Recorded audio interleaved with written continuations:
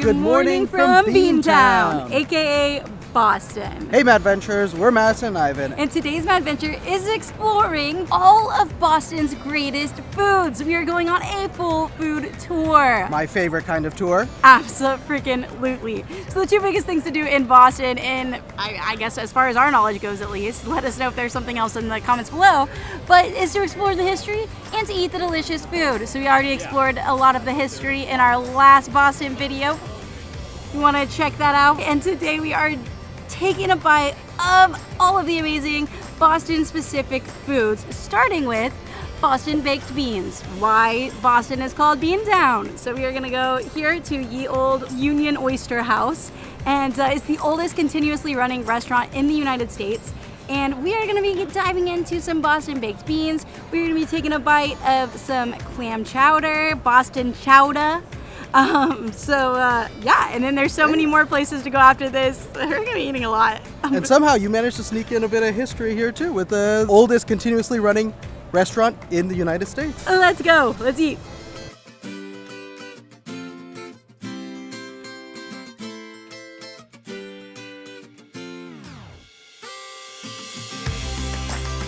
So we have a Boston clam chowder here. And right off the bat, it is very white. It's like almost like a perfect white. Smells good.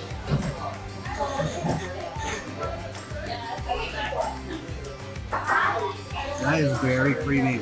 And right off the bat, some solid chunks of clam. That's some good stuff. So I grew up near San Francisco, and San Francisco is another like clam chowder hotspot. And I'd say it's one of the best ones I've had.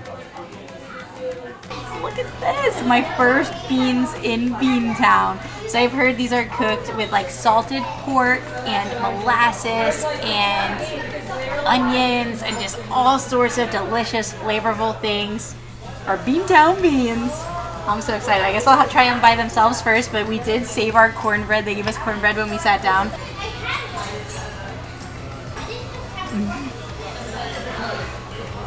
Okay. These are so good. The molasses flavor is so present, but it's not overly sweet. They're just so rich and delicious. These are good. I see why you would nickname your town after these delicious beans. That's a match made in heaven. When in Boston, you gotta have a Sam Adams. Super good stuff.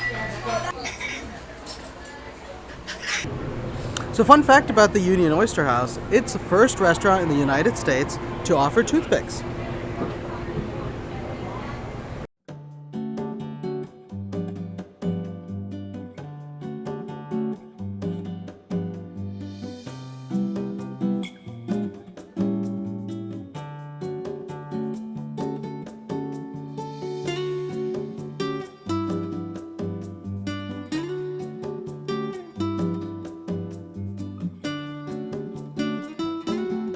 And now we have made it to Neptune Oyster Bar. This is one of the most popular places to eat in all of Boston.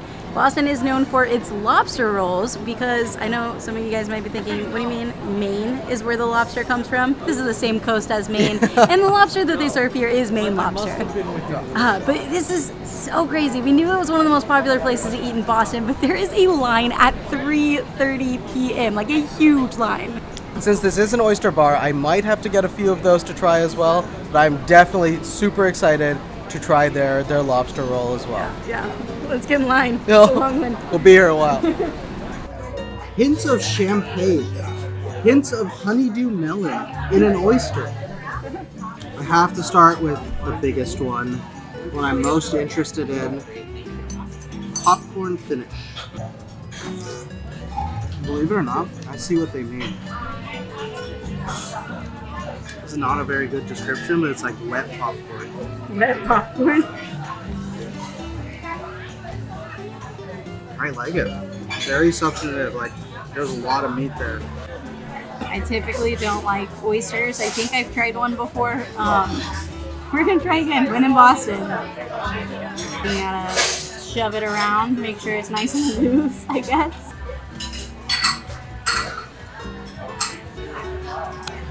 Am I supposed to chew it? Kinda, yeah. That one's a That's pretty good. That's not bad. I thought that they would like taste just like kind of nasty like the ocean. That was actually pretty decent. It was like a gusher almost, like a salty, wet popcorn deliciousness. Not bad. Maybe I like oysters. You don't sound very convincing. I'm good with just one. Woo! Yeah. That's a lot of lobster. Look at this. Finally, a Boston lobster roll. When you have ingredients this fresh, this like perfect, it doesn't need much. Just a soft bun, low butter, very light seasoning on the lobster. Just letting the lobster speak for itself. And that is a lot it's saying, and there's a lot of it to be saying it. That's excellent.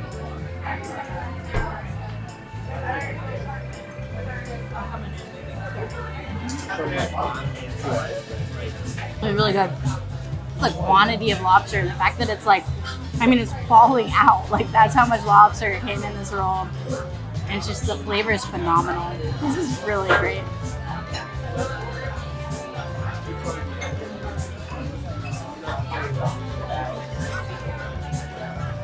We got it hot with the butter, and also it can be served cold with mayo.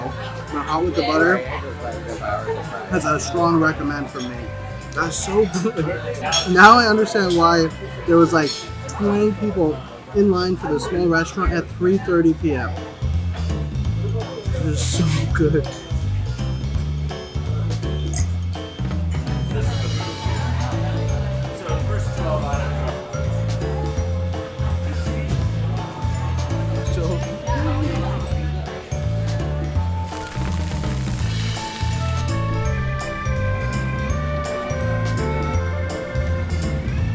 Not what immediately comes to mind when you think of Boston food, but Boston is apparently where the roast beef sandwich was invented. After a canceled wedding, there was a ton of roast beef that had been prepared. So it was taken next door to a deli, they sliced it up really thin, put it on the hot dog buns, and sold it, and like voila, the roast beef sandwich was invented. So we are at Cusser's, at a food hall, and this is supposed to be the best roast beef sandwich in all of Boston. So it's got fresh, thinly sliced roast beef, cheese, some barbecue sauce, mayonnaise. It just looks amazing. One of my friends that's come to Boston for vacation literally wants to move to Boston because of this sandwich. So the hype is really high. I'm very excited. Take a bite.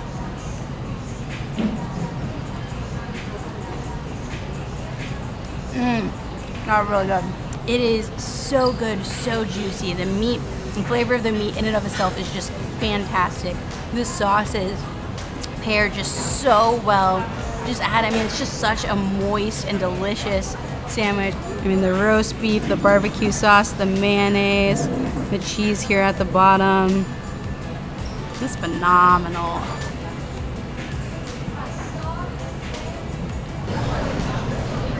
So juicy. I think what really makes this is that the roast beef is rare. This is a pink roast beef. It's not like, you know, you go to a grocery store and the brown, sickly looking meat.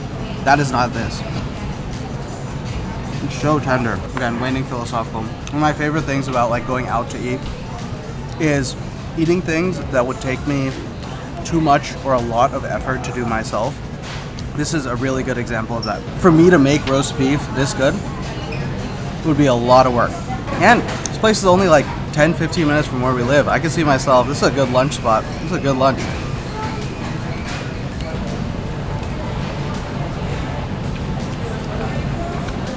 Okay, so what's for dessert?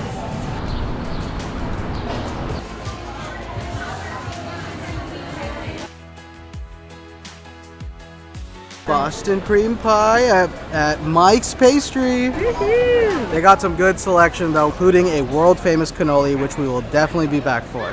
Home of the cannoli. We got this Boston cream pie. Obviously, Boston is the city that is known for the Boston cream pie. Now, the Omni Parker House Hotel is where the Boston cream pie was invented, but theirs just looks really bougie and like kind of the kind of thing that looks beautiful but might not taste as good. I can't be the judge of that. We didn't go. We went to Mike's Pastry because look at this. We got the cake, the cream, the cake, the chocolate, and it just looks home style and delicious. We decided to go to Mike's Pastry to get it because this is one of the top bakeries in all of Boston. It is known for its cannolis, but we are gonna try those out in a future madventure when we explore Little Italy. But today, we just got this. It looks amazing. So yeah, Boston cream pie is not actually a pie. It is a cake, which is confusing.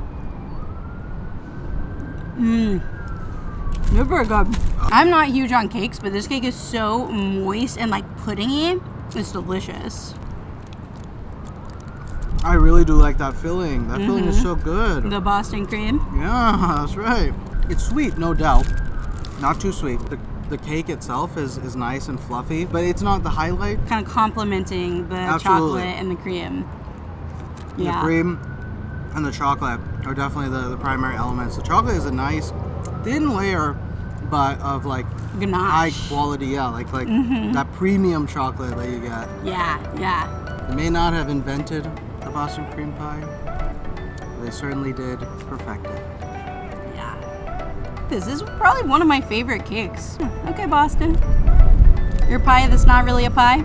Now, the last item on our food tour that we had heard that you absolutely have to get when you are in Boston, if you ask any Bostonian, this is the place, this is the thing to try, is Dunkin. Boston runs on Dunkin. And I honestly don't know if I've ever had Dunkin. I'm kind of a Krispy Kreme girl, maybe Shipley's if you're in Texas. We got them nice and squished up. This is our squishy little donut. We got glazed and we got maple ice. Cheers. It's good.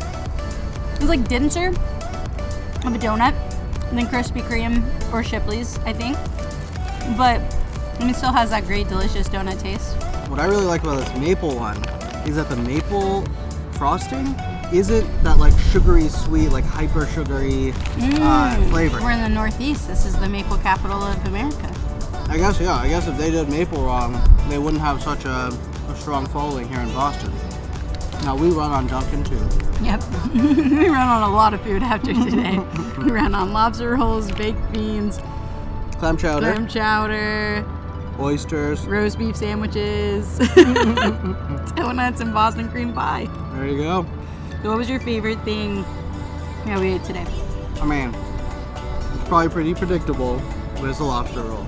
That much lobster, just pure, fresh, in a bun, nice butter. I mean, it doesn't get better than that. That probably has to be my favorite as well. Although I will say that roast beef sandwich was pretty freaking delicious for a cheaper, more everyday sort of meal rather than the lobster roll, which was $36 for one lobster roll. We shared. That is true. But that is true. It's not something you can eat every day. No, I totally agree. I could see if I went back for something tomorrow, it would probably be the roast beef sandwich from Cusser's. You can learn so much about the history, culture, and people in a place from the food.